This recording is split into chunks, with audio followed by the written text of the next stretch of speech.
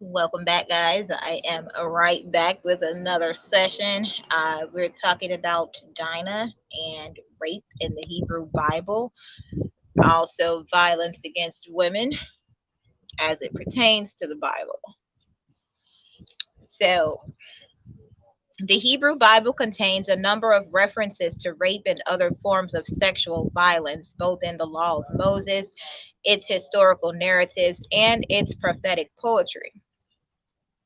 History of scholarship. Until well into the 20th century, most translators and commentators did not recognize any text in the Hebrew Bible as containing acts of rape, that is, sexual actions performed without the consent of both participants. Some narratives, such as those of Samson and Delilah, Judges 16, and Shechem and Dinah, Genesis 34, were even interpreted to be love stories about elopement rather than rape stories. An example of a rare exception to this is a claim by Thomas Paine, who asserted in The Age of Reason, 1795, that Numbers 31 portrayed Moses as ordering the Israelites to kill all Midianites except the virgin girls, whom they could keep for what Paine termed debauchery. Among the detestable villains that in any period of the world would have disgraced the name of man, it is impossible to find a greater than Moses. If this account be true, here is an order to butcher the boys, to massacre the mothers, and debauch the daughters. In an apology for the Bible, 1796, Richard Watson, the Bishop of Llandaff, sought to refute Paine's arguments. I see nothing in this proceeding but good policy combined with mercy. The women children were not reserved for the purposes of debauchery, but of slavery. In any case, Paine was not so much focused on sexual violence. In particular, this example was part of his general critique of Christian ethics. Johannes Peterson's work, Israel, Its Life and Culture, 1926 and 1940, commonly cited by scholars for information about Israelite sexual mores, never mentioned rape, only forbidden degrees of relationship. Several Bible passages, which were later widely recognized as rape texts, were referred to by Peterson as inappropriate marriage arrangements. 1:44 on the clock, 3:16 on the timer. It was not until the late 1970s, with the emergence of the anti-rape movement due to second wave feminism, that feminist scholars reached the consensus that some texts in the Hebrew Bible referred to rape, such as the Levite's concubine and the Benjamites seizing the virgins of Jabesh Gilead and Shiloh, as gang rapes, Judges 19 through 21. However, they also initially disagreed whether some narratives, such as Dinah, Genesis 34, and Hagar, depicted sexual violence or not. Some of the most notable works in this formative era in the study of biblical rape literature were Phyllis Treibel's Text of Terror, Literary Feminist Readings of Biblical Narratives, 1984, the first feminist scholarly publication which posited that Hagar, Genesis 16 and chapter 21, Tamar in 2 Samuel 13, and the Levite's concubine of Judges 19 were rape narratives. J. Cheryl Exum's Fragmented Women, Feminist Subversions of Biblical Narratives of 1993 on the wife-sister stories, Genesis 12, 20, and 26. Dinah, Genesis 34, Samson and Delilah, Judges 16, the Levite's concubine, Judges 19, and Bathsheba and David, 2 Samuel 11, as rape stories. Renita J. Weems's Battered Love, Marriage, Sex, and Violence in the Hebrew Prophets, 1995, on sexual violence and marriage metaphors in Hosea, Jeremiah, and Ezekiel. Jonathan Kirsch's The Harlot by the Side of the Road, Forbidden Tales of the Bible, 1997, on Lot's daughters, Genesis 19, Dinah, Genesis 34, and Tamar, 2 Samuel 13, as 3 rape stories. With regards to the Hebrew Bible's attitude to rape, particularly the sex laws in Deuteronomy chapters 20 to 22, 2 schools of thought have emerged. In one camp are scholars such as Richard Elliott Friedman and Shauna Delansky, who, concerning women's status in the Bible Now, 2011, wrote, "What should not be in doubt is the biblical view of rape. It is horrid. It is decried in the Bible stories. It is not tolerated in the Bible's laws." In the other camp are scholars such as Harold C. Washington, who in Lest He Die in the Battle and Another Man Take Her, Violence and the Construction of Gender in the Laws of Deuteronomy 20 through 22 in 1998, concluded, the laws do not interdict sexual violence, rather they stipulate the terms under which a man may commit rape. Terminology. Scholars such as Suzanne Scholes, 2021, have pointed out that the meanings of words in the Hebrew Bible always depend on their context, and Bible translators or commentators often misinterpret terms, miss important nuances, or use euphemisms for sexual violence. Even in modern English, the verb to rape doesn't necessarily always refer to sexual violence, but could be used metaphorically to describe being subjected to a deeply unpleasant yet non-sexual experience. Similarly, a Hebrew verb such as anah, A-N-A-H, usually means to rape, to force, violate sexually, but in some non-sexual contexts is best translated as to oppress, to weaken, and so on. Let me move. Sorry.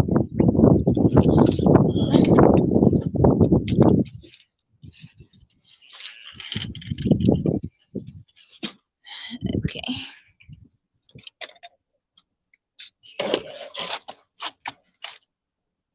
So, on the other hand, normally non-sexual words may sometimes describe something sexual. A verb such as asak, A-S-A-Q, usually means to crush, to destroy, to oppress. But in one particular Bible verse, Isaiah 23:12, may actually mean to rape in connection with the term virgin daughter, as the latter has a special sexual meaning. Biblical Hebrew is also full of euphemisms and sexual slang that may be difficult for modern readers to understand, to lie with, to know, to come to, and to uncover the nakedness of are such examples which, in particular context, means to have sex. Such phrases don't necessarily imply that this sex is forced by one person upon another and could actually describe consensual sex, but especially if the context of the narrative adds forms of coercion, such as violence and intimidation, upon someone, or claims that this serves as a punishment, then to rape becomes a plausible translation. Likewise, nouns such as skirts, nakedness, and shame may be euphemisms for women's genitals. Verbs that could mean to rape or have sex. Ina, I-N-A-H, like Dinah. Explicit, to rape, to force sexually, to defile, to violate, to ravish, to mistreat, to afflict, to humble, humiliate, to oppress, to subject, submit, subdue, to weaken, probably means to rape in Judges 20:5 and 2 Samuel 13:14. Asak equals to crush, to destroy, to oppress, plus virgin, to rape in Isaiah 23:12. Beau equals to come on to come upon, a euphemism to have sex with, to enter or insert, to bring, to go down, like the sun, sometimes combined with L equaling in or into. Examples, 2 Samuel 16:21 through 22. Gala or gala, like the gala that the celebrities go to, means to uncover nakedness, to strip clothes, implicit, to rape.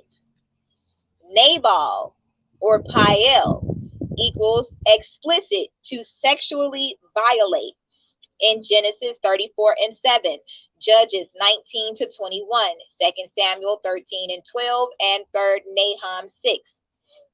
To make vile, to disgrace, to treat contemptuously, to make foolish. Pitha equals to entice, to seduce, to persuade, to deceive, to fool, to flatter. Proverbs 20:19. To prevail, Ezekiel 14:9. To allure, Hosea 2:14. In Pael adds force, to coax or force sexually. Judges 14:15, Judges 16:5, and Hosea 2:14. This is sometimes combined with Hazak, Hazaq, Shazak, Chazaq, which equals to be strong or stronger, to become strong or powerful, to prevail or overpower, to seize or catch, to hold or retain, to strengthen or harden oneself, someone else, or an object, as in Pharaoh's heart in Exodus 4-14. To repair, fortify, a defensive structure, 2 Kings 12, 2 Chronicles 11, 24, 26, and in Nehemiah. To be courageous, to encourage or persuade. Scholars debate whether the combination of Peta, P-A-T-A, and Hazak, for example, in Jeremiah 20:7, should be understood as rape or not. Rhea, to see exposed genitals, implicit, to rape. Segal equals vulgar, to ravish, to rape, to violate. Euphemistic translation, to lie with. Deuteronomy 28:30, Isaiah 13:16, Jeremiah 3:2, Zechariah 14:2. Sekab equals to lie down, to sleep, a euphemism to lie or sleep with or force to rape. Sir equals to remove, strip, clothes, or other objects, to take or put away, to behead or decapitate, to separate, to turn aside or to decline, to withdraw or retract, to depart or leave. Tame equals passive, to become unclean, to be pronounced unclean. Active, passive, or reflexive, to defile someone, oneself, to be defiled. Implicit, to have illicit sex with someone, to be subjected to illicit sex by someone by seduction or rape. Tafaz equals to take, to catch, to capture, to grab or grasp, to seize, to lay hold, to arrest, to occupy, to profane, to handle, wield, play an object. Sakat is positive, to laugh, to jest or mock, to sport, to caress, make love, have sex. Genesis 26:8. To play. Yada, Y-A-D-A, equals to know, a euphemism to have sexual relations with, a euphemism plus force, to rape, sometimes combined with miskab or bed, colloquially lying down, equals literally to know in bed. Older Bible translations, to know intimately, carnally, to know by lying with. Modern Bible translations is to have sexual relations with. Numbers 31 and 18, where the phrase women, children who have not known a man in bed is sometimes translated simply as virgin girls. Confirmed. Zana, Z-A-N-A-H, is pejorative to act as a harlot or whore, to play the harlot or whore, to go a whoring, to commit fornication, to commit whoredom, to be unfaithful or adulterous. Nouns for genitals. Beten, B-E-T-E-N, equals womb, abdomen. Erwa, E-R-W-A, or Erva, E-R-V-A-H, equals nakedness, bare flesh, or genitals. Herpa, H-E-R-P-A, or Sherpa, C-H-E-R-P-A-H, equals shame or vagina. Ma'ar, M-A-A-R, equals nakedness or genitals. Pot or pot, P-O-T, long O sound, equals only in Isaiah 3 and 17, vulgar, cunt. Euphemistic translation, private parts, forehead, scalp, only in 1 Kings 7 and 50, a door socket. Sobel, S-O-B-E-L, equals skirt, also a euphemism for women's genitals. Nouns for humiliation is nebalat, which is rape, disgraceful act or thing of folly, villainy, and foolishness. Kalon, Q-A-L-O-N, equals disgrace, dishonor, shame, also a euphemism for women's genitals. Roy, R-O-I, equals a pejorative, a gazing stock, a spectacle, or an appearance. Examples. In Genesis 9, the curse of Ham, seeing Noah's nakedness. In Genesis 9 and 22, just after the Genesis flood narrative, it is written that Ham, a son of Noah, saw his father's nakedness, a phrase which elsewhere in the Hebrew Bible can mean had sex with. Some interpretations conclude that Ham had sex with Noah, perhaps even sodomized him in his sleep. The same explanations are found in 3 Greek translations of the Bible, which replace the word see in verse 22 with another word denoting homosexual relations. Because of what happened, Noah put a curse on Ham's son Canaan and his descendants, the Canaanites. Genesis 19 features an attempted gang rape. 2 angels arrive in Sodom, and Lot shows them hospitality. However, the men of the city gathered around Lot's house and demanded that he give them the 2 guests so that they could rape them. Now I want to rain. Let me get my umbrella. Hold on. No, we don't talk about this today.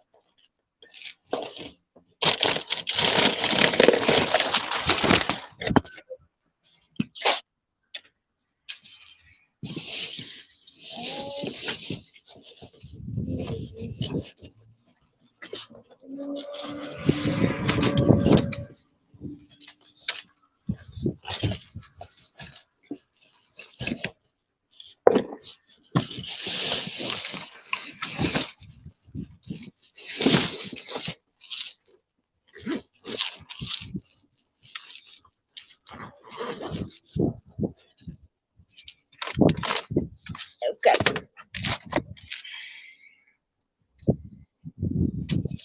So, in response to this, Lot offers the mob his 2 virgin daughters. Instead, the mob refuses Lot's offer, but the angels strike them with blindness. God eventually destroys the city, and Lot and his family escape. Genesis 19 goes on to relate how Lot's daughters get him drunk and have sex with him. As a result, the eponymous ancestors of Moab and Ammon, recurring enemies of Israel, were born. A number of commentators describe their actions as rape.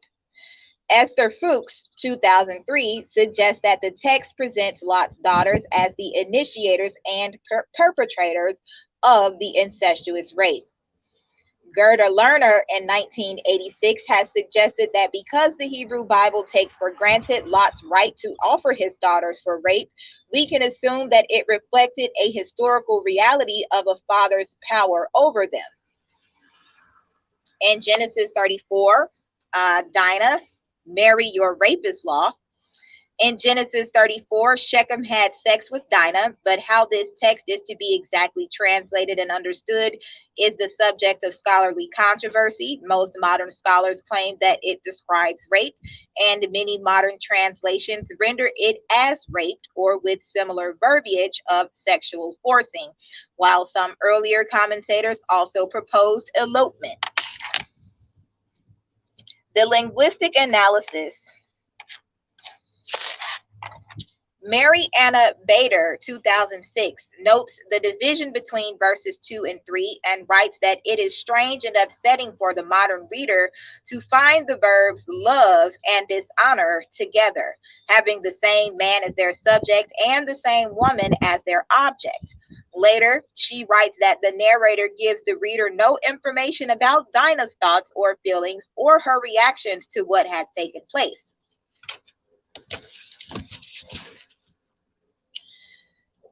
Shechem is not only the focalizer, but also the primary actor. The narrator leaves no room for doubt that Shechem is the center of these verses. Dinah is the object or indirect object of Shechem's actions and desires. Frank M. Yamada, 2008, argues that the abrupt transition between Genesis 34 and 2 and 34 and 3 was a storytelling technique due to the fact that the narrative focused on the men, a pattern which he perceives in other rape narratives as well, also arguing that the men's responses are depicted in a mixed light.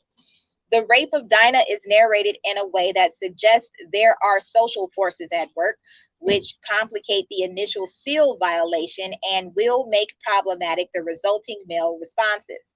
The abrupt transition from rape to marriage, however, creates a tension in the reader's mind. The unresolved issue of punishment anticipates the response of Simeon and Levi. Contrary to Bader and Yamada, however, Scholes in 2021 asserted that despite being a passive object, Dinah, rather than Shechem, is central in the narrative, and the verbs in verse 3 are widely mistranslated. Debak, frequently translated as to love someone, is never translated like that elsewhere in the Hebrew Bible, but as to cling to someone in Ruth 1 and 14 in the NRSV, to keep close to someone. Ruth 2 and 23, to remain close to someone. Psalm 101 and 3. A. Anderson, to retain the inheritance. Numbers 36 and 7 and 9 NRSV, or to keep something as in a possession, according to Wilhelm Gesenius. Scholes concluded to love is entirely inadequate. A better translation emphasizes spatial closeness. Shechem stayed with Dinah, or Shechem kept Dinah, in the sense of not allowing her to leave. In the given context, the middle verb aheb, A-H-E-B, is better translated as to lust after someone or to desire someone rather than to love someone, as this feeling is sexual rather than romantic and entirely one-sided from a controlling subject to a sexually forced object. The third verb is a part of a phrase, Waydaber Aleb Hana Ara, or Hana Are, literally meaning, and he spoke to the young woman's heart, while many translations render this as he spoke tenderly to her, NRSV. Scholes followed George Fisher, 1984, who noted the same phrase in the Hebrew Bible always appears when the situation is wrong, difficult, or danger is in the air, and should be understood as to try to talk against a negative opinion or to change a person's mind. Therefore, Scholes argued that Shechem tried to calm down Dinah after the rape and to change her negative opinion by talking to her, and rendered the last part of verse 3 as he tried to quiet down the young woman. What other reason would he have to quiet her? Historical ethical analysis. Shechem's rape of Dinah in Genesis 34 is described in the text itself as a thing that should not be done. Susan Scholes, 2000, writes that the brothers' revenge, however, also demonstrates their conflicting views about women. On the one hand, they defend their sister. On the other hand, they do not hesitate to capture other women as if these women were their booty. The connection of the rape and the resulting revenge clarifies that no easy solutions are available to stop rapist and rape prone behavior. In this regard, Genesis 34 invites contemporary readers to address the prevalence of rape through the metaphoric language of a story. In a different work, Scholes in 2010 writes that during its extensive history of interpretation, Jewish and Christian interpreters mainly ignored Dinah in many interpretations. The fraternal killing is the criminal moment, and in more recent years, scholars have argued explicitly against the possibility that Shechem rapes Dinah. They maintain that Shechem's love and marriage proposal do not match the scientifically documented behavior of a rapist. Scholes, 2000, argued that Dinah's silence does not mean she consented. The literary analysis showed, however, that despite this silence, Dinah is present throughout the story. Indeed, everything happens because of her. Informed by feminist scholarship, the reading does not even require her explicit comment. Rabbi and scholar Burton Vysotsky, 2010, stated that the story describes a marry your rapist rule. It was a society in which the victim's shame had to be accounted for, and marriage did erase the shame attendant upon the loss of virginity. But this is shame of an empathically male construction and stunningly lacking in sympathy for the woman victim. There is little face to be gained from the dubious honor of marrying your rapist. At least Dinah's brother agreed with this last point, if not with how I arrived there. I do not believe rape was an issue for them. Shame and control were their buttons. Rape is one of ours. Sandra E. Rappaport, 2011, argues that the Bible text is sympathetic to Shechem in the verses following his rape of Dinah, at the same time that it does not flinch from condemning the lawless, predatory behavior towards her. One midrash even attributes Shechem's three languages of love in verse 3 to God's love for the children of Israel. She also put forth that Shechem's character is complex. He is not easily characterized as unqualifiedly evil. It is this complexity that creates unbearable tension for the reader and raises the justifiably strong emotions of outrage, anger, and possible compassion. Therefore, Rappaport regards Genesis 34 as condemning rape strongly, writing, "The brothers' revenge killings of Shechem and Hamor, while they might remind modern readers of frontier justice and vigilantism, are an understandable measure for measure act in the context of the ancient Near East." Genesis 39. Some have argued that a rare biblical instance of sexual harassment and assault perpetrated against a man by a woman can be found in Genesis 39. In this chapter, the enslaved Joseph is repeatedly propositioned by the wife of his master, Potiphar. Joseph refuses to have sex with her, as he has no marital right to do so, and it would be a sin against the God Yahweh in Genesis 39, 6 through 10. Potiphar's wife eventually demands that he come to bed with her and grabs at his clothing, Genesis 39 and 12. Joseph escapes, leaving the article of clothing with her. Different translations describe the article of clothing as, for example, Joseph's garment, robe, coat, or even simply clothes. Potiphar's wife then tells first her servants and then her husband that Joseph had attacked her. Genesis 39, 13 through 18. Joseph is sent to prison, Genesis 39:19 through 12, where he remains until his God given ability to interpret dreams leads the Pharaoh to ask for his help in Genesis 41:14. Scholars such as Meyer Sternberg in 1985 characterized the woman's repetitive behavior towards Joseph as sexual assault. McKinley, 1995, noted that Potiphar's wife is treated as an object in his master's possession in Genesis 39:8 through 9. And the reason Joseph refuses is not because he doesn't want to have sex with her, but because it would violate his master's trust and would be a sin against Yahweh. It could be argued that the woman is trying to assert herself as a subject who makes her own choices instead of remaining an object owned by her husband, and invites Joseph to join her in this action, which the narrative frames as a sin. Simultaneously, however, she abuses her position of power as the slave master's wife to proposition Joseph and to punish him for his refusal. Susan Tower Hollis, 1989, suggests that the narrative of Potiphar's wife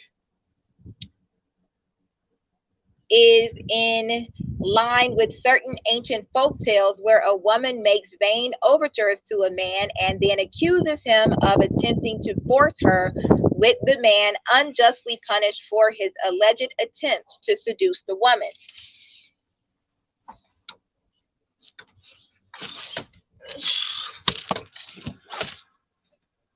Numbers 31. Moses, Eleazar, the priest, and all the leaders of the community went to meet them outside the camp. Moses was angry with the officers of the army, the commanders of thousands and commanders of hundreds who returned from the battle. Have you allowed all the women to live? He asked them. They were the ones who followed Balaam's advice and enticed the Israelites to be unfaithful to Yahweh in the Peor incident, so that a plague struck Yahweh's people. Now kill all the boys and kill every woman who has slept with a man, but save for yourselves every girl who has never slept with a man. Numbers 31:13 through 18 NIV.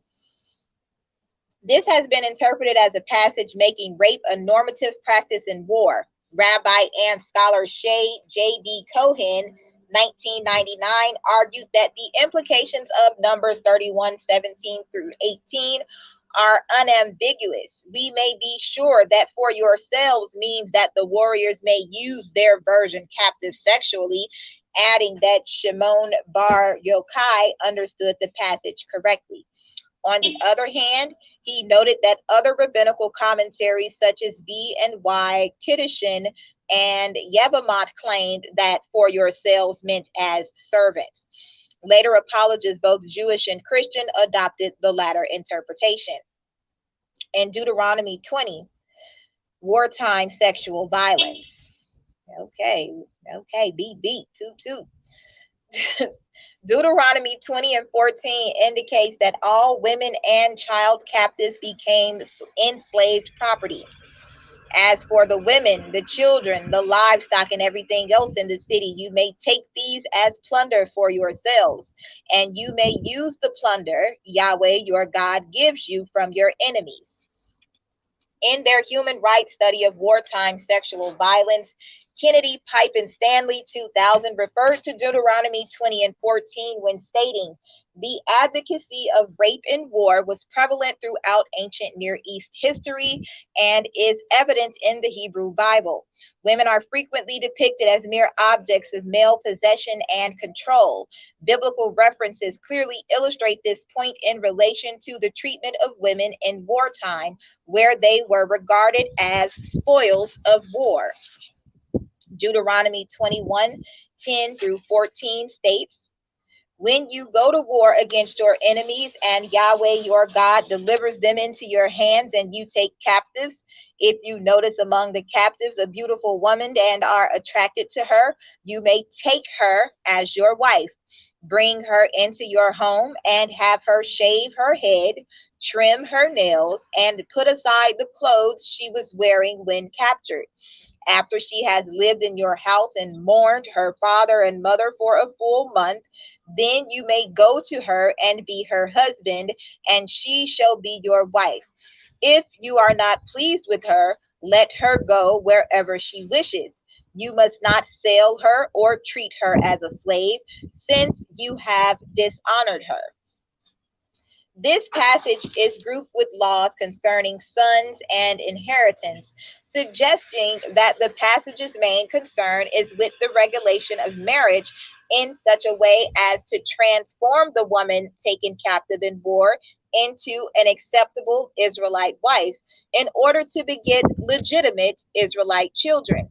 Karen Reeder 2017 notes, it's 2:16 on the clock, the month-long delay before the finalization of the marriage would thus act in part as a primitive pregnancy test.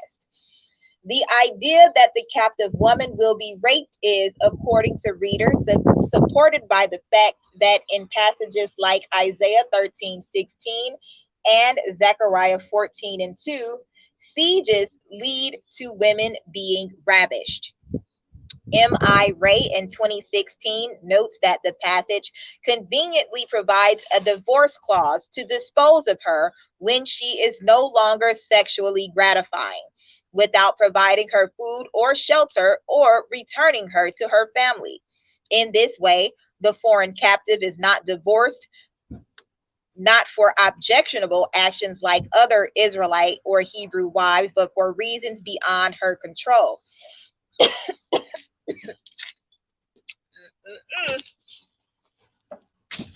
David Resnick, 2004, praises the passage for its nobility, calling it evidently the first legislation in human history to protect women prisoners of war, and the best universalist biblical humanism as it seeks to manage a worst-case scenario, controlling how a conquering male must act towards a desired, conquered female other.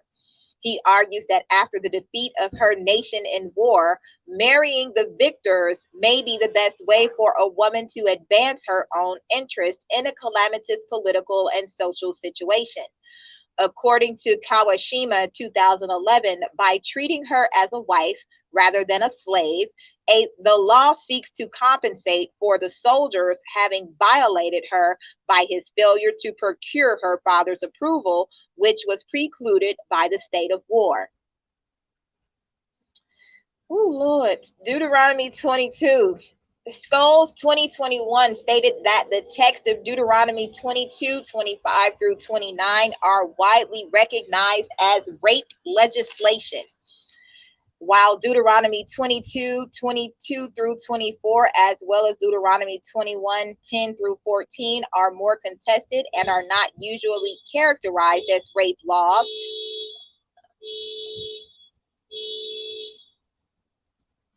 The NIV renders them as follows. 22.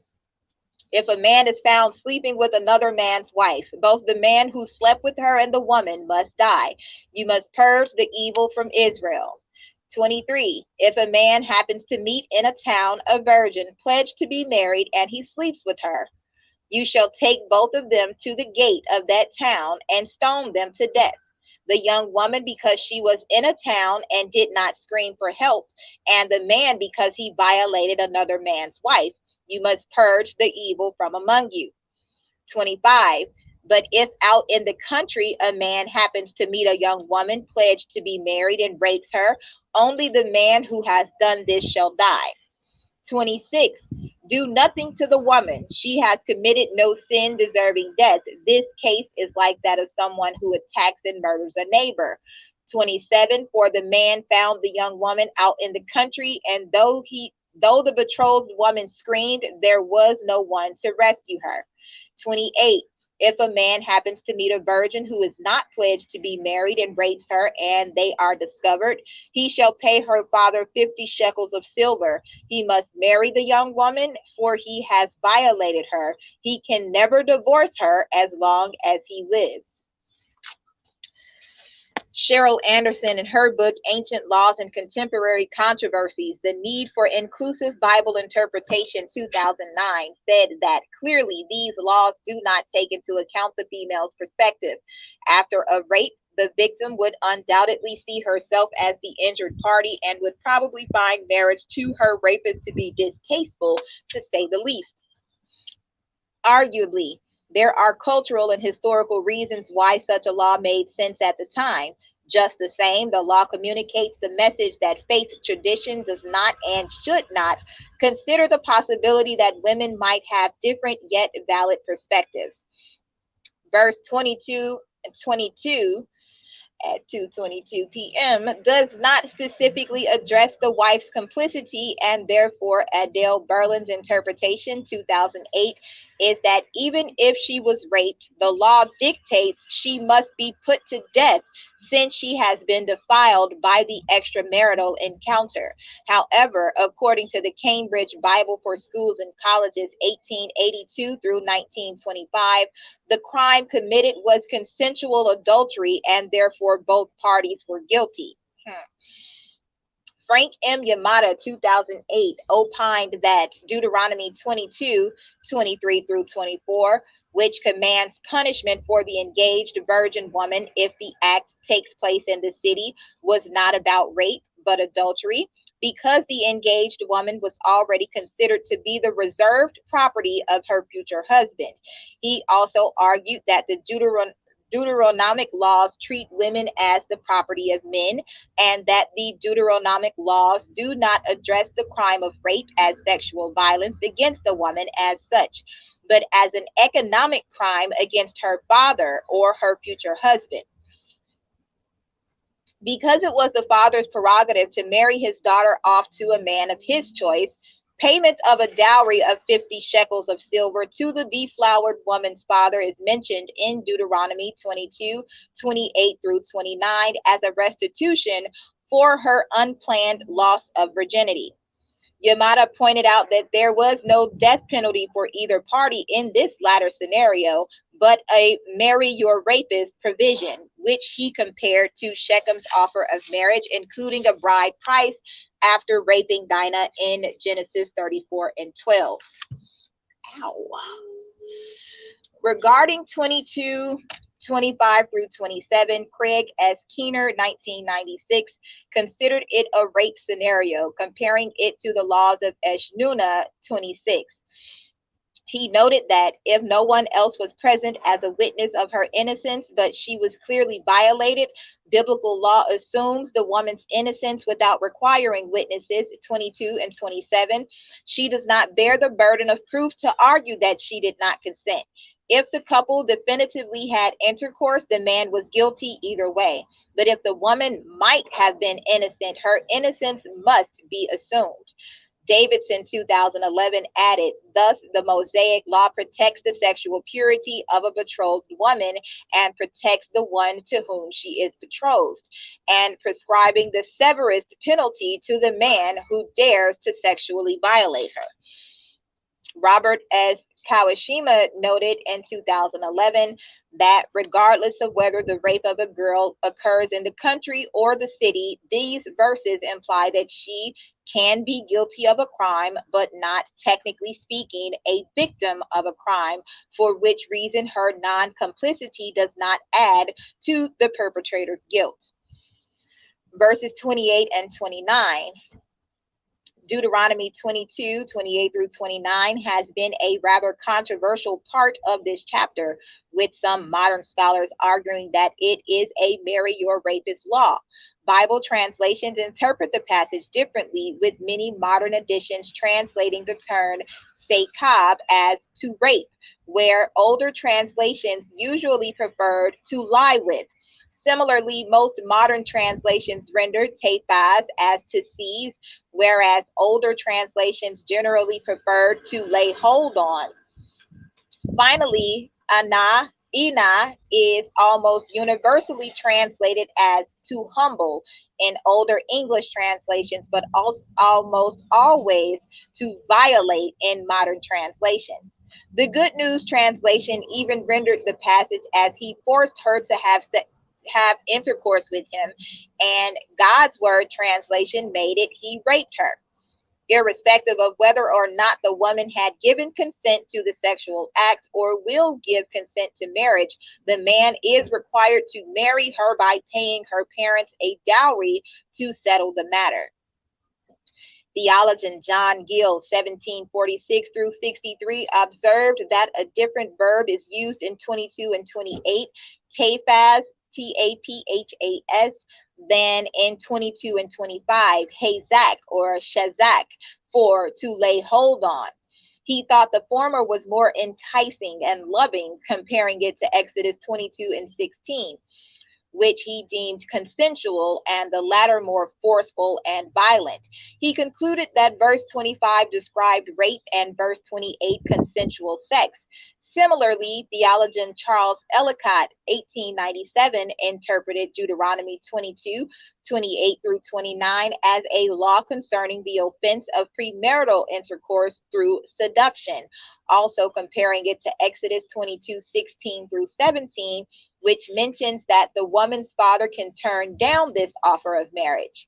However, even though almost all scholars agree that Exodus 22:16 through 17 describes a consensual situation, it does not specify that the man violated the woman, whereas Deuteronomy 22:29 does. The Hebrew word used here for violated is ana or ina, which, depending on the context, can mean to rape, to force sexually, to defile, to violate, to ravish, to mistreat, to afflict, to humble or humiliate, to oppress, to subject or submit or subdue, and to weaken. Especially when a Hebrew verb is in the PL intensifying form, this adds force. And in Deuteronomy 22 and 29, ina is in the PL.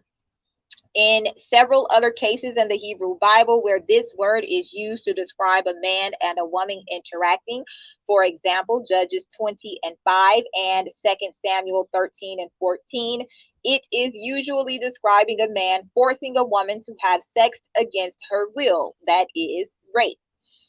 Richard M. Davidson, 2011, regarded Deuteronomy 22:28 through 29 as a law concerning statutory rape. He argued that the laws do not support the role of women in the situation, writing, even though the woman apparently consents to engage in sexual intercourse with the man in these situations, the man nonetheless has afflicted, humbled, violated her. The Edenic divine design that a woman's purity be respected and protected has been violated. Even though the woman may have acquiesced to her seducer, nonetheless, according to the law, the dowry is equal to the bride wealth for virgins, Exodus 22:16.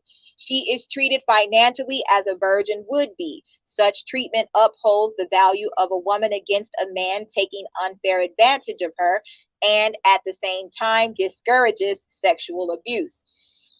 Valerie Terrico, 2015, was critical of Deuteronomy 22:28 through 29, saying that the punishments for rape have to do not with compassion or trauma to the woman herself, but with honor, tribal purity, and a sense that a used woman is damaged goods.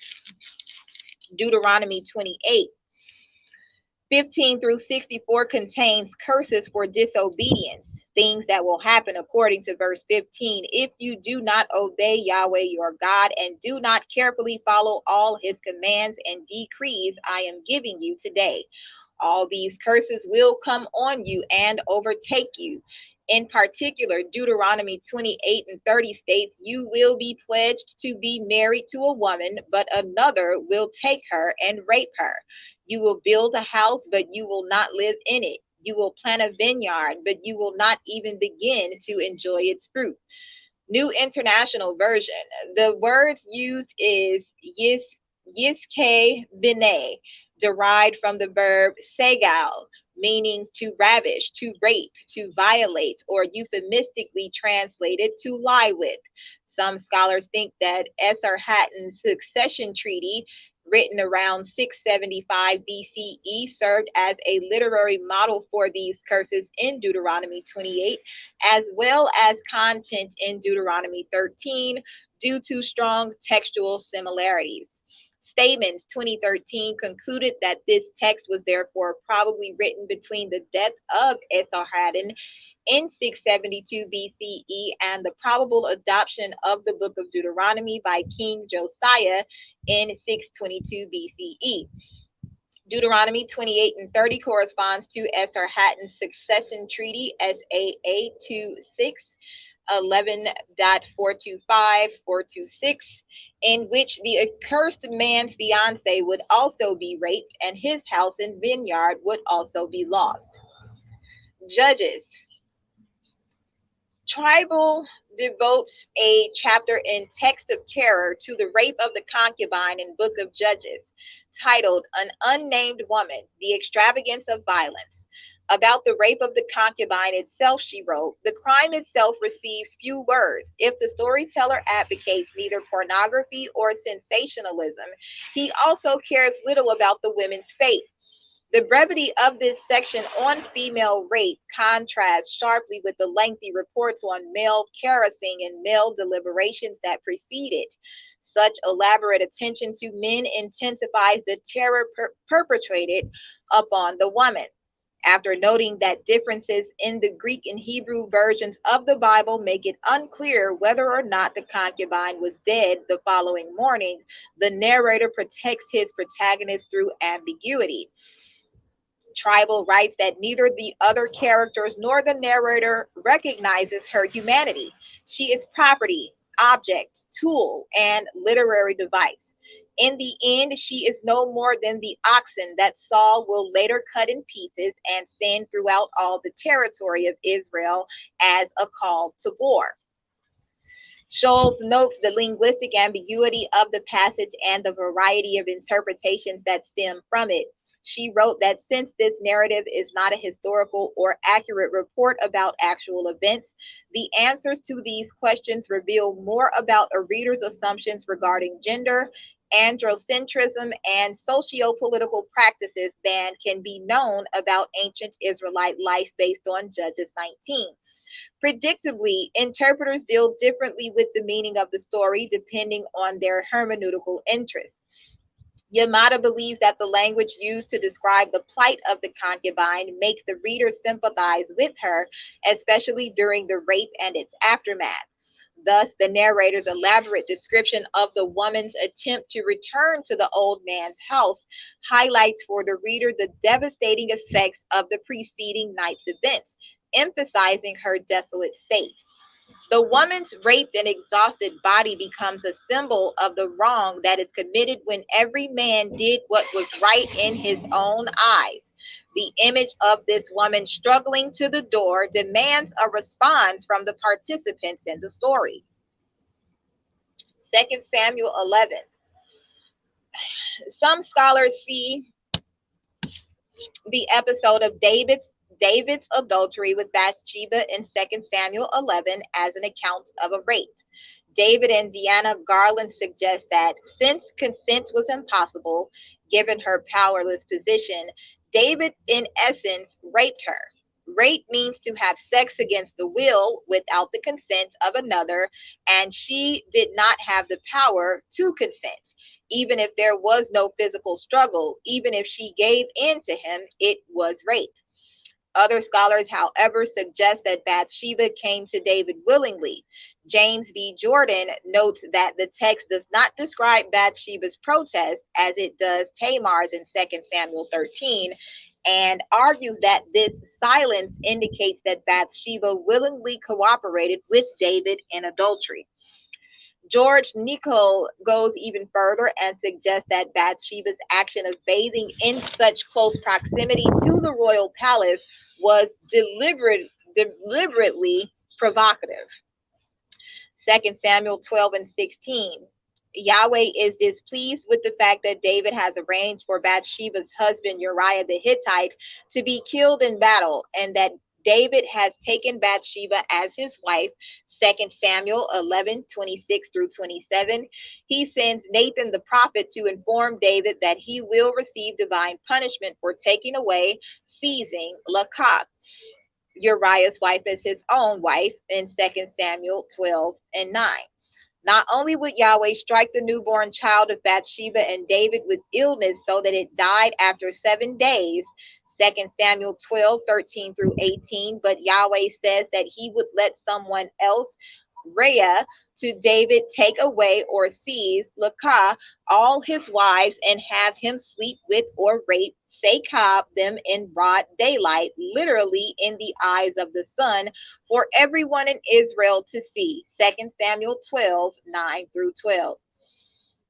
In 2 Samuel 16:20 through 23, this man close to David turns out to be his son Absalom, who is rebelling against his father and seeking to seize the kingship for himself. His advisor Ahithophel tells Absalom, sleep with literally come or go into your father's concubines, whom he left to take care of the palace. Then all Israel will hear that you have made yourself obnoxious to your father, and the hands of everyone with you will be more resolute. So they pitched a tent for Absalom on the roof, and he slept with his father's concubines in the sight of all Israel. 2 Samuel 16:21 through 22, NIV. Scrolls 2021 pointed out that interpreters such as McCarter and Anderson did not view Absalom's acts with David's concubines as rape, but that he illegally claimed or royally married them. On the other hand, Ken Stone in 1994 entertained the possibility of rape, as there is no reason to think that these women would have been willing participants.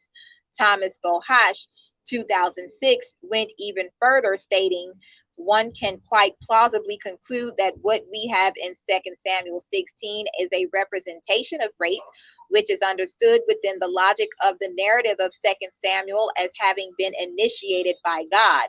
When considered from that point of view, the story in 2 Samuel 16 is arguably one of the most disturbing texts in the Bible and needs to be evaluated critically on the basis of the fact that it incorporates, as does much of 1st and 2nd Samuel, obviously patriarchal notions about the sexual use of women. In this instance, moreover, such views are not simply presupposed by the narrator or held by male human characters, but are projected onto the male divine character, Yahweh. Inasmuch as Yahweh uses the rape of 10 women to humiliate and thereby punish David, Yahweh seems.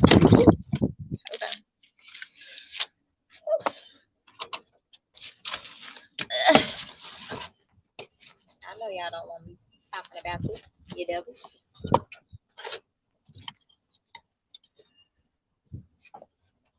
Okay. So, inasmuch as Yahweh uses the rape of 10 women to humiliate and thereby punish David, Yahweh seems no more concerned about the actual fate of those women than are Absalom, Ahithophel, or for that matter, David. 2 Samuel 13. In 2 Samuel 13, Amnon tricks his half-sister Tamar to come into his bedroom alone, seizes her by the hand, and tells her to go to bed with him. But Tamar refuses and resists, telling Amnon to marry her first. However, Amnon proceeds to overpower her and rape her anyway. But when she took it to him to eat, he grabbed her and said, come to bed with me, my sister. No, my brother, she said to him. Don't force me. Such a thing should not be done in Israel. Don't do this wicked thing. What about me? Where could I get rid of my disgrace? And what about you? You would be one of the wicked fools in Israel. Please speak to the king. He will not keep me from being married to you. But he refused to listen to her, and since he was stronger than she, he raped her. 2 Samuel 13, 11 through 14.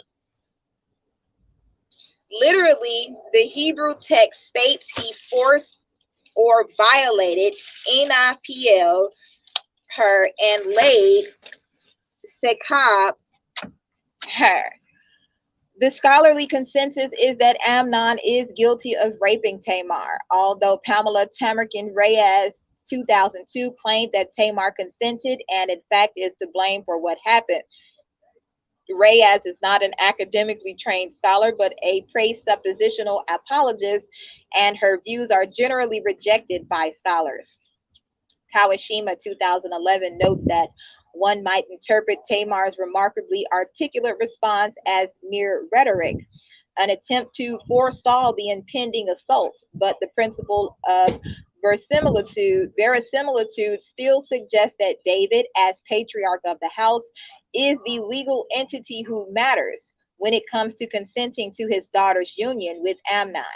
When, after the rape, Amnon tells Tamar to leave, she says, "No, sending me away would be a greater wrong than what you have already done to me." 2 Samuel 13:16 NIV, indicating that her expectation, in accordance with the conventions of the time, is to remain in his house as a wife. The Cry of Tamar, Violence Against Women and the Church's Response, 1995. Pamela Cooper White criticizes the Bible's depiction of Tamar for its emphasis on the male roles in the story and the perceived lack of sympathy given to Tamar. The narrator of 2 Samuel 13 at times portrays poignantly, eliciting our sympathy for the female victim. But mostly the narrator, I assume he, steers us in the direction of primary interest, even sympathy for the men all around her. Even the poignancy of Tamar's humiliation is drawn out for the primary purpose of justifying Absalom's later murder of Amnon and not for its own sake. She opined that sympathy for Tamar is not the narrator's primary interest. The forcefulness of Tamar's impression is drawn out not to illuminate her pain, but to justify Absalom's anger at Amnon and subsequent murder of him. Cooper White also states that after the incestuous rape, the narrative continues to focus on Amnon. Writing, the story continues to report the perpetrator's viewpoint, the thoughts and feelings after the incident of violence. The victim's viewpoint is not presented. We are given no indication that he ever thought about her again, even in terms of fear of punishment or reprisal. Tribal allocates another chapter in Text of Terror to Tamar, subtitled The Royal Rape of Wisdom. She noted that Tamar is the lone female in the narrative and is treated as part of the stories of Amnon and Absalom. Two males surround a female. As the story unfolds, they move between protecting and polluting, supporting and seducing, comforting and capturing her. Further, these sons of David compete with each other through the beautiful woman.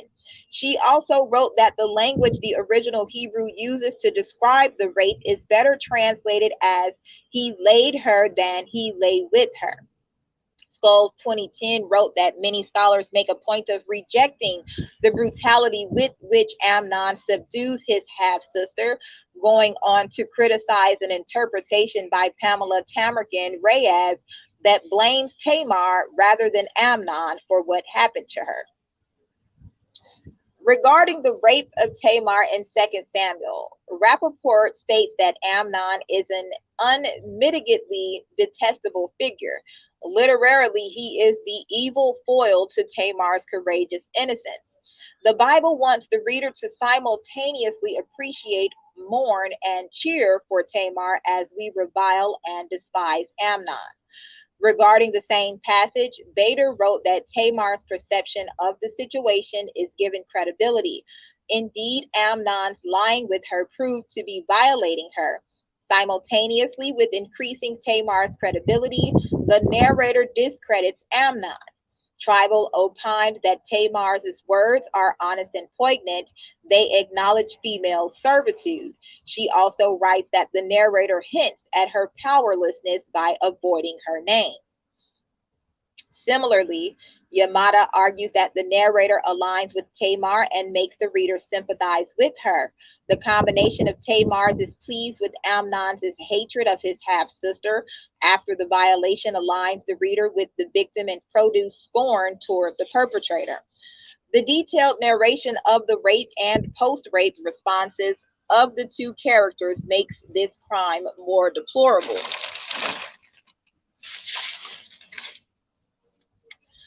Prophetic books.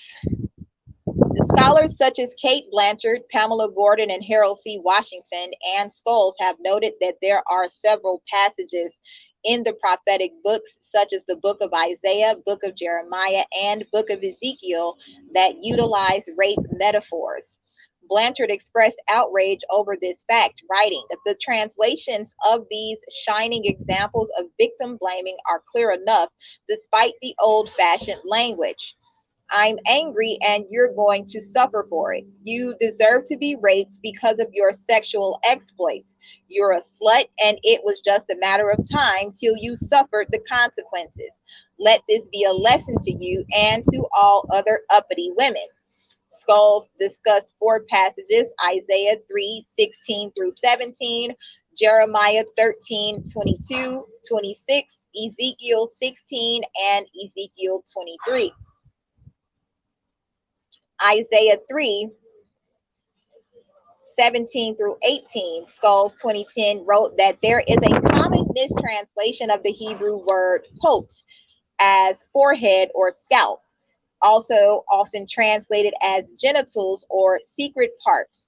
Scholes believes that a more accurate translation of the word in context is cunt, as first suggested by J. Sherrill Exum's The Ethics of Biblical Violence Against Women, 1995.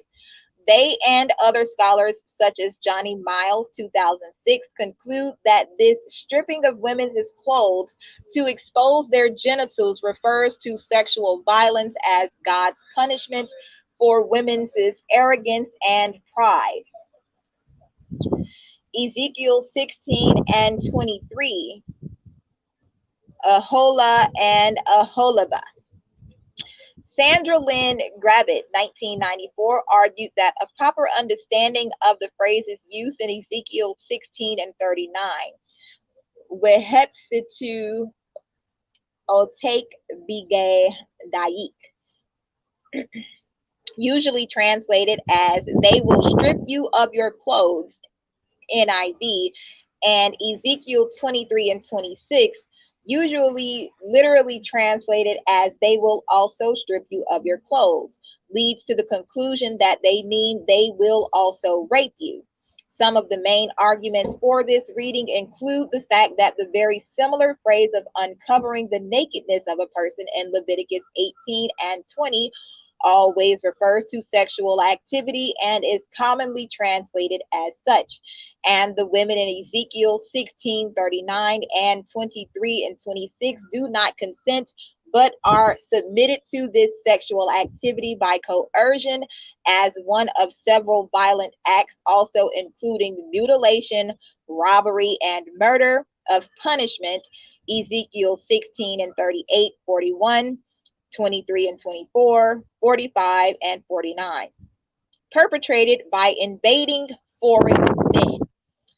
Gravitt insisted that both narratives are not just a metaphorical warning to all Judahites and Israelites with whom the women are identified through the capital cities of Jerusalem and Samaria, Ezekiel 16, 2 through 3, 23 and 4, and 33, to not ethnically mix with foreigners through sexual or cultural exchange, but more specifically to warn all Judahite Israelite women to not be unfaithful to their husbands and engage in whoredom and adultery, particularly Ezekiel 16, 40, 28, and 48, or otherwise suffer said punishment, quote unquote.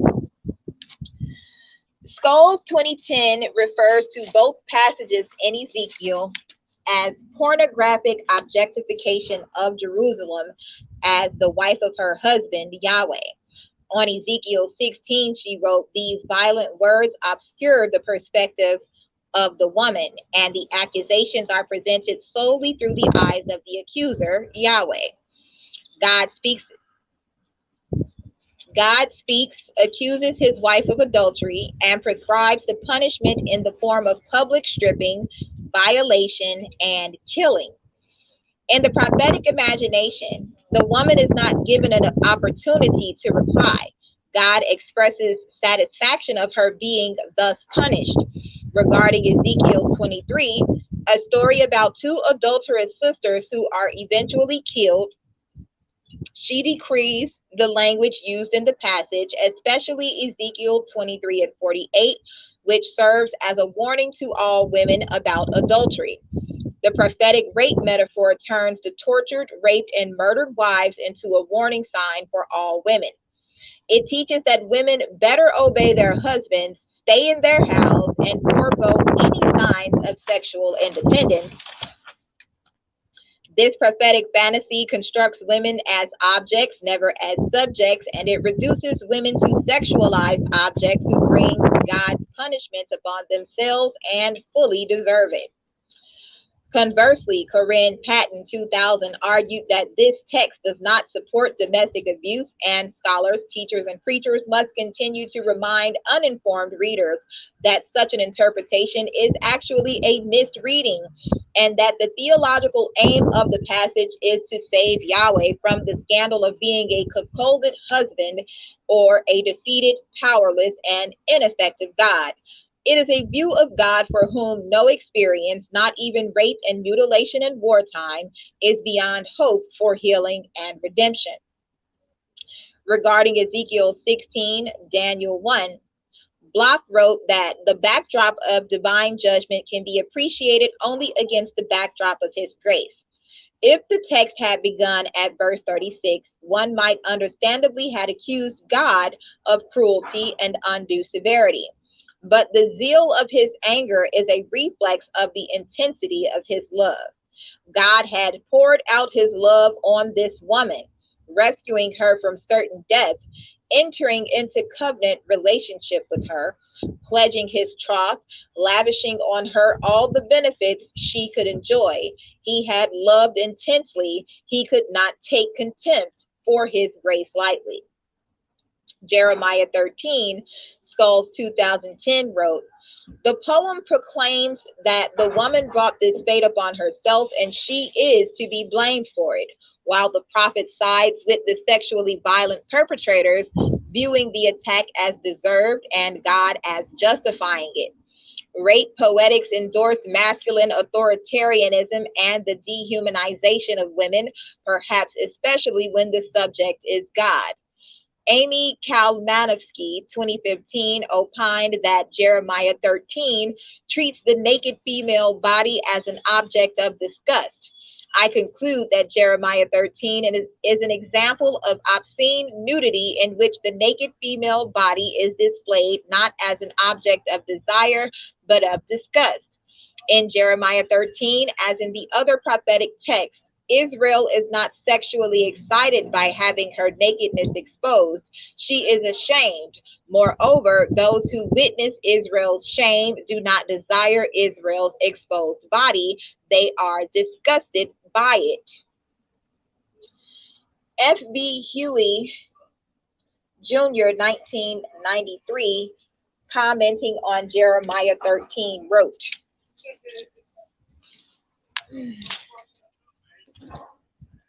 the crude description is that of the public humiliation inflicted on a harlot, an appropriate figure for faithless Judah, Isaiah 47:3, Hosea 2:3 and 10, Nahum 3:5.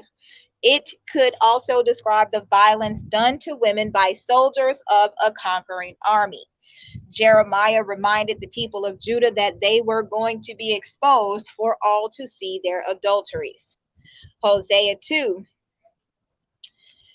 In chapter 2 of the book of Hosea, the prophet Hosea, who is compared to the God Yahweh, is portrayed as fantasizing about how he will punish his ex-wife Gomer, who is compared to the kingdom of Israel or Samaria, for leaving him for another man. In the first half, Hosea is afraid to lose control over his wife's sexual behavior, and when he does lose control, he accuses her of being a whore or adulteress in the same way that Yahweh accuses the Israelites of idolatry for worshiping other gods such as Baal, and threatens Gomer with severe physical and psychological violence, which includes a sexual component, according to several scholars. In the second half, Hosea imagines how he will accept his ex-wife back with open arms as if nothing has happened, and the world will be created anew. With language that refers to the Genesis creation narrative, a perfect reconciliation. According to Weems' 1995, the poem claims that Hosea is the true victim in the marriage, namely a man driven to extreme behavior by his unfaithful wife. It rhetorically presents his actions as all her fault and seeks to convince the audience to side with the humiliated husband rather than the battered wife. Skulls' 2021 focused on the verb patah in Hosea 2:14 to 16 in Hebrew text, which is usually translated as to allure, entice, persuade, seduce, attract, or to trick, deceive, mislead. But in this verse, as well as in Judges 14 and 15 and Judges 16 and 5, the verb is in the PL, which adds force or coercion. Therefore, some Bible translations, such as NRSV, NIV, and ISV, translate patah in these verses as to coax. Shows reason that in both these Judges verses about Samson and Delilah, and in Exodus 22 and 16 about premarital sex, unclear if forced or consensual. Patah refers to sex, and so verse 14 should be translated as, therefore, behold, it is I who will enforce sex on her. Nahum 3.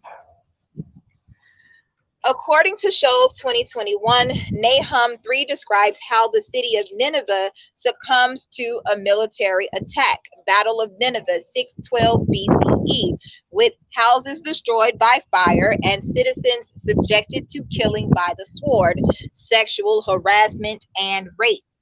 In verses 3, 5 through 7, the God Yahweh appears to threaten Nineveh, who is portrayed as a woman, with sexual violence, as Skulls translated. I am against you, says Yahweh of hosts. I will take off Gala, your skirts, over your face. I will let nations look at your genitals, Ma'ar, and kingdoms at your disgrace, Quelan. I will throw filth at you. I will sexually violate you, Nebil Peil. I will make you a gazing stock. Then all who see you will shrink from you, and they will say, wasted is Nineveh. Who will bemoan her? Where shall I seek comforters for you? She reasoned. The sentence, I will sexually violate you, uses the Hebrew verb nabal in the PL, which appears also in rape narratives such as Genesis 34 and 7, Judges 19 through 21, and 2 Samuel 13:12.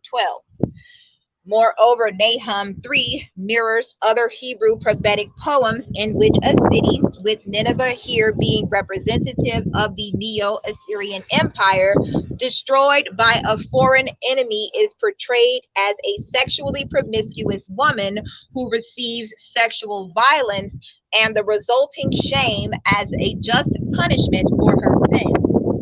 Even though the Israelite God Yahweh had no previous relationship with Nineveh, that the latter could be unfaithful to.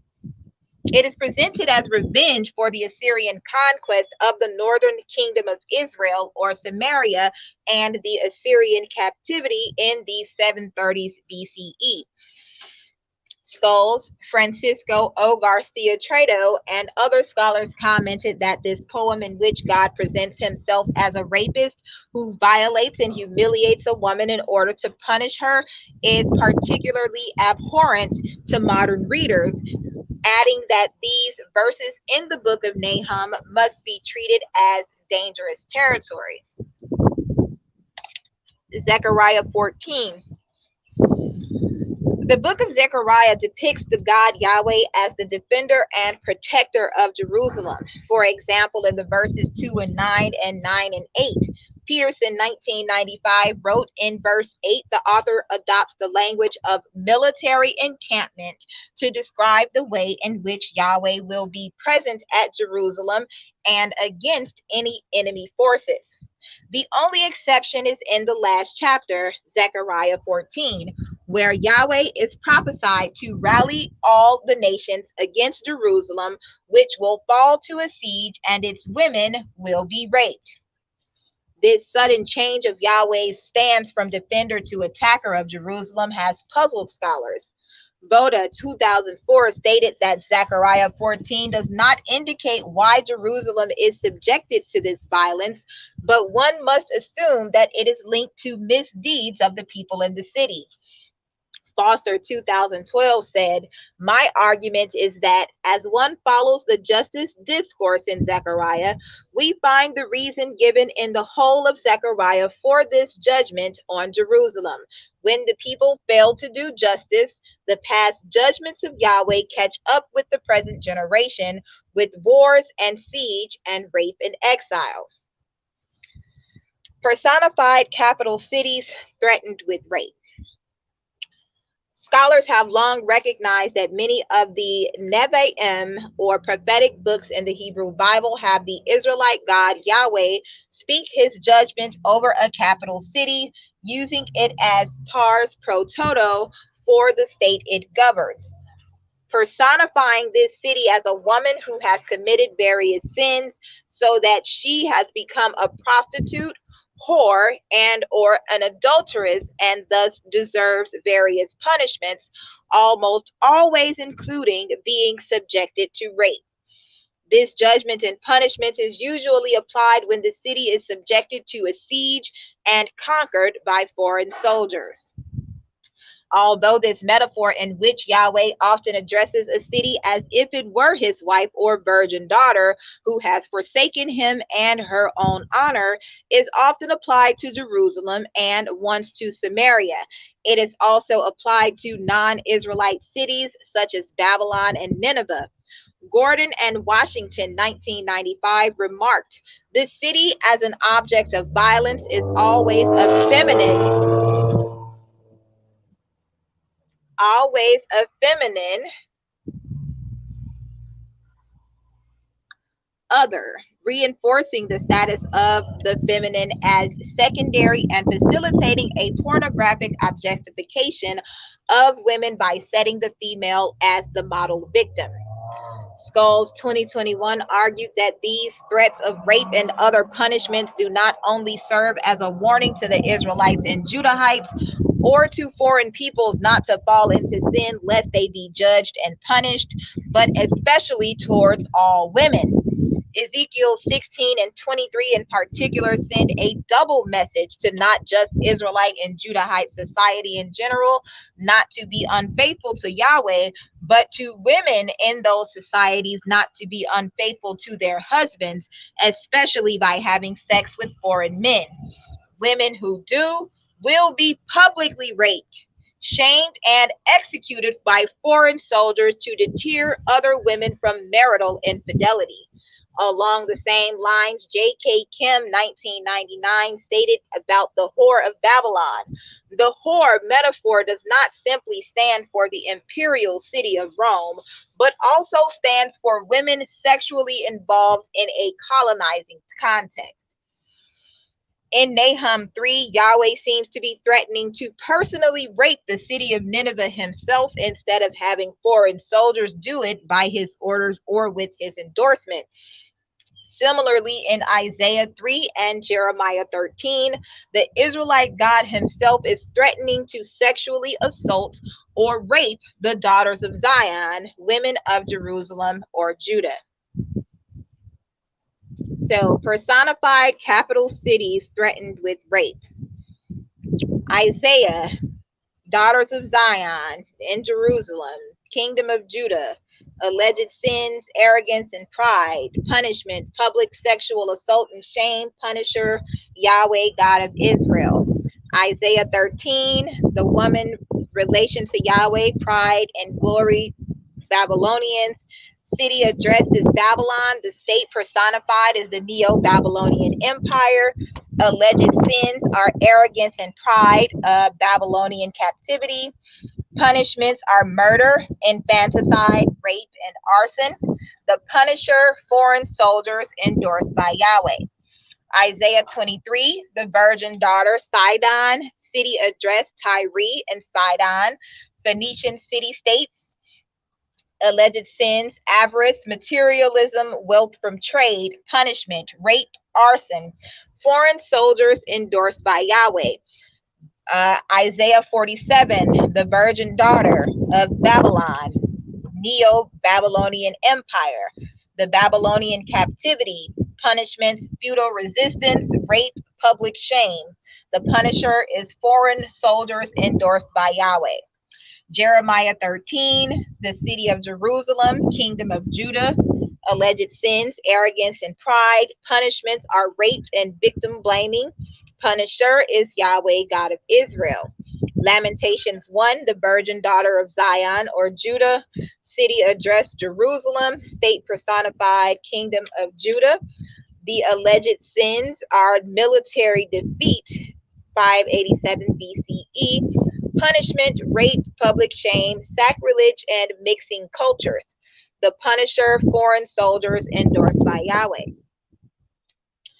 Lamentations 4, the woman in relation to Yahweh is the daughter of Edom, state personified kingdom of Edom, alleged sins, wickedness, vassalage to Babylonia, 605 BCE, punishments, made drunk and raped.